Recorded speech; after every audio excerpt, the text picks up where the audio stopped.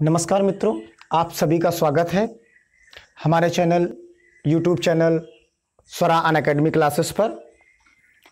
अब देखिए, आज की कड़ी में सवाल लिखा हुआ है। देखिए, एक आयत की लंबाई m है और इसकी चौड़ाई लंबाई के आधी है। इस आयत का परिमाप क्या होगा यदि उसकी लंबाई दुगनी कर दी जाए एवं उसकी चौड़ाई को समान रखा जाए।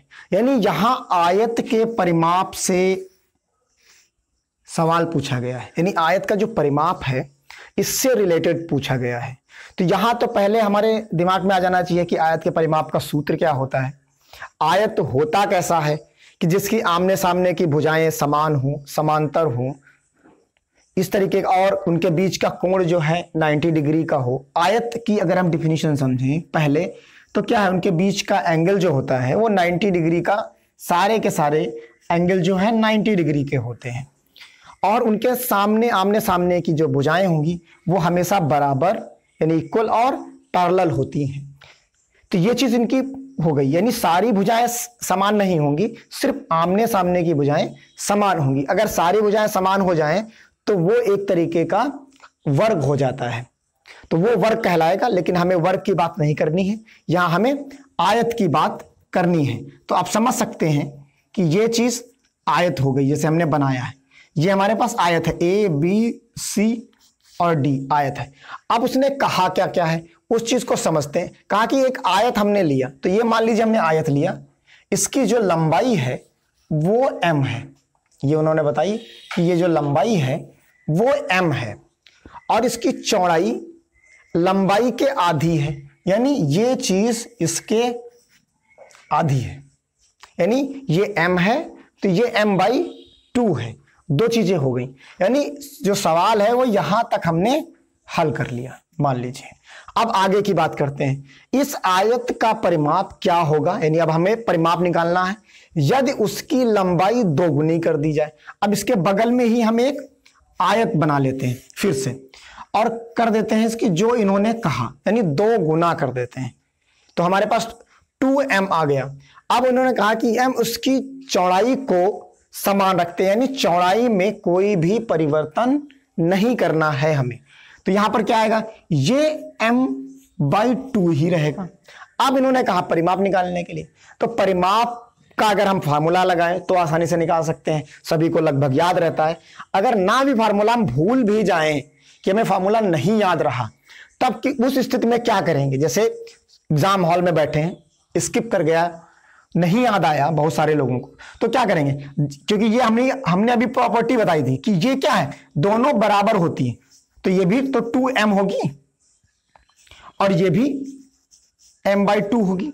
यानी हमने सारी भुजाओं की लंबाई लिख दी, और जो परिमाप होता है वो सभी भुजाओं की लंबाई का योग होता है। यानी हम क्या करें, परिमाप हमको निकालना है इसका, जो नया वाला आया है, तो उसमें क्या आएगा 2m, ये फिर ये plus m/2 plus 2m plus m/2, कुछ इस तरीके का बनेगा। अब देखिए 2m 4m, हाफ हाफ 1 हो जाता है सीधा सा, तो यहां क्या बचेगा 5m। यानी इस तरीके से हम इस सवाल को आसानी से लगा सकते हैं बिना किसी फार्मूले के या दिक्कत के। अगर फार्मूला स्किप भी कर गया है तब भी कोई प्रॉब्लम नहीं, हम बेसिक जो कॉन्सेप्ट है हमारा उससे हम आसानी से इस सवाल को लगा लेंगे। अगले सवाल की तरफ चलते हैं। देखिए, अगला सवाल है यहां पर कि संख्या 49,432 का सन्निकट हजारवां मान, यानी हमें यहां हजारवां मान निकालना है। इस चीज को ध्यान में रखना है, यानी जो 1000 प्लेस पे है वहां तक का मान निकालना है। 1000 प्लेस 00 सारे 0 हो जाने चाहिए, इस तरीके का सवाल है ये। तो इस सवाल को देखते हैं यहां पर कि यहां 432 जो ये इतना पोर्शन है, यानी 432, इसी को तो चेंज करना है, बाकी तो ये कॉमन ही रहेगा। यानी इसमें तो कोई बदलाव होना ही नहीं है, सिर्फ इतने में बदलाव होना है। जब इतने में बदलाव होना है तो ऑप्शन हम देख सकते हैं कि ये ऑप्शन तो का कोई मतलब ही नहीं रहा। यहां जो ऑप्शन है इसका कोई लेना देना ही नहीं रहा, तो ये ऑप्शन अलग हो गया, बचता है यहां पर। अब देखिए ये 432 है, तो 32 का मतलब ये नीचे की तरफ आएगा, यानी ये 100 की तरफ, अपने हजारवें प्लेस की तरफ आएगा। तो ये तीनों पोर्शन क्या हो जाने चाहिए, 0 हो जाने चाहिए। यानी अगर यहां 5 होता या 5 से ज्यादा होता तो ये अगले वाले स्टेप में जाता है, तो इसलिए ये भी ऑप्शन गलत हो जा रहा है। तो यानी ये पोर्शन क्या हो जाएगा, 0 हो जाएगा, क्योंकि ये 500 से कम का है। हजारवें की बात कर रहे हैं, 500 से कम है, इसलिए ये जो संख्या बनेगी वो बनेगी 49,000। यानी ऑप्शन हमारा जो सही होगा वो बनेगा ये वाला, ए पार्ट सही हो जाएगा। बी पार्ट तब बनता अगर उस स्थिति में ये इस तरीके से लिखा होता, चाहे ये 500 ही होता तब भी बन जाता, या ये चीज होती, या इससे कोई भी बड़े नंबर होते और वो 49999 यहां तक होते, तो अपने आप यही चीज बन जाती। तब इस स्टेप में हम आते, तब हमारा आंसर ये वाला सही होता इन सारी संख्याओं के लिए। यानी इससे बड़ी संख्या ये, और या इससे बड़ी संख्या के लिए ये होता, और इससे छोटी संख्या के लिए आंसर हमारा ये होगा। तो इसके बीच में तो संख्या हमारी ये वाली आ रही है, इसलिए आंसर हमारा 49,000 ही होगा। अब चलते हैं अगले सवाल की तरफ।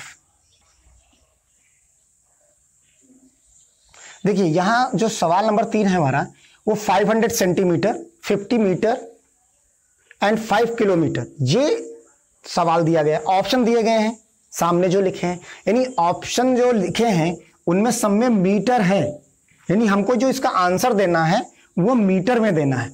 अब हम जानते हैं कि कैसे चेंजेस होते हैं, यानी जो है 100 सेंटीमीटर जो है बराबर होता है किसके, 1 मीटर के, और 1000 मीटर इक्वल टू होता है 1 किलोमीटर। यानी इन दोनों बेस को हम इस्तेमाल करेंगे, यानी सबको हमको मीटर में ही लाना है। तो यानी इस संख्या को जो हम लिखेंगे तो हमें क्या मिलेगा, ये 5000 मीटर हो जाएगा यहां पर। अगर हम ऑप्शन की बात करें, यानी देखिए यहां 3 प्लेस 4 प्लेस आ रहे हैं, तो 4 प्लेस आने का मतलब ये उत्तर तो नहीं हो सकता, 4 यूनिट होंगी यहां पर, 4 डिजिट है, ये नहीं हो सकता। और यहां पर ये भी है, तो यहां भी नहीं हो सकता।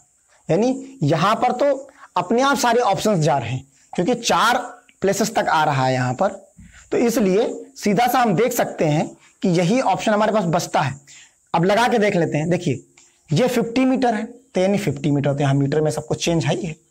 अब देखिए उसने कहा है कि 500 सेंटीमीटर है, तो 1 मीटर इक्वल टू 100, तो 500 सेंटीमीटर इक्वल टू 5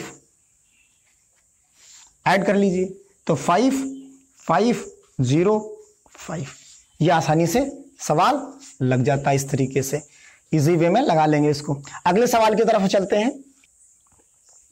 देखिए अगला सवाल है हमारा 63,606 में 6 का स्थानीय मानों का योगफल ज्ञात करिए। यानी हमें स्थानीय मान का जो है वो इसका ज्ञात करना है, यानी इसको इंग्लिश में कहेंगे प्लेस वैल्यू कहते हैं इसको, प्लेस वैल्यू हमको फाइंड आउट करनी है। तो सबसे पहले हम क्या करते हैं, 63606 में 6 की प्लेस वैल्यू निकाल लेते हैं। तो इसकी प्लेस वैल्यू कितनी होगी, तो 6 होगी, यानी पहले नंबर पे।